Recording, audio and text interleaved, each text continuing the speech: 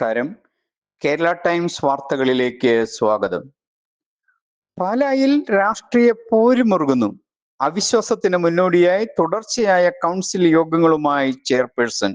പ്രതിപക്ഷം അവിശ്വാസ പ്രമേയം കൊണ്ടുവരാനിരിക്കെ രാഷ്ട്രീയ തന്ത്രങ്ങളുമായി പാലാ നഗരസഭയിൽ കൗൺസിൽ യോഗങ്ങൾ വിളിച്ചു ചേർത്ത് ചെയർപേഴ്സൺ ദിയ ബിനു പുളിക്കക്കണ്ടം. പ്രതിപക്ഷത്തിന്റെ അവിശ്വാസ പ്രമേയ ചർച്ചകൾക്ക് തൊട്ടു മുൻപായി 4 ദിവസങ്ങളിൽ തുടർച്ചയായാണ് പാലായിൽ കൗൺസിൽ യോഗങ്ങൾ നടക്കുക. യോഗങ്ങൾ എല്ലാ ദിവസവും ഉച്ചകഴിഞ്ഞ് 3:30-നാണ് നിശ്ചയിച്ചിട്ടുള്ളത്. വരും ദിവസങ്ങളിലെ കൗൺസിൽ യോഗങ്ങൾ കഴിയുമ്പോൾ പ്രതിപക്ഷത്തിന്റെ പല ചോദ്യങ്ങൾക്കും മറുപടിയാവുമെന്നും ജനങ്ങൾക്ക് സത്യം ബോധ്യപ്പെടുമെന്നുമാണ് ഭരണപക്ഷത്തെ സ്വതന്ത്ര മുന്നണി കൗൺസിലർമാരുടെ നിലപാട്.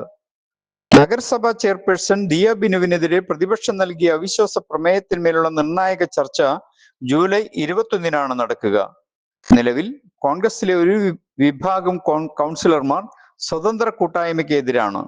ഭരണസഖ്യത്തിന് കോൺഗ്രസ് പിന്തുണ പിൻവലിച്ച പശ്ചാത്തലത്തിലാണ് പ്രതിപക്ഷം അവിശ്വാസ പ്രമേയവുമായി രംഗത്തെത്തിയത്. ജോസഫ് വിഭാഗത്തിന്റെ പിന്തുണയും രാഷ്ട്രീയ സമവാക്യങ്ങളും പാലായിൽ കേരള കോൺഗ്രസ് എം അധികാരം എടുക്കാതിരിക്കാൻ തന്ത്രപ്രധാനമായ നീക്കത്തിലാണ് മറ്റു ചില പാർട്ടികൾ. കോൺഗ്രസിലെ ഒരു വിഭാഗം എതിർക്കുമ്പോഴും കേരള കോൺഗ്രസ് ജോസഫ് വിഭാഗത്തിന് സ്വതന്ത്ര മുന്നണിയോട് അനുഭാവപൂർണമായ സമീപനമാണുള്ളത്.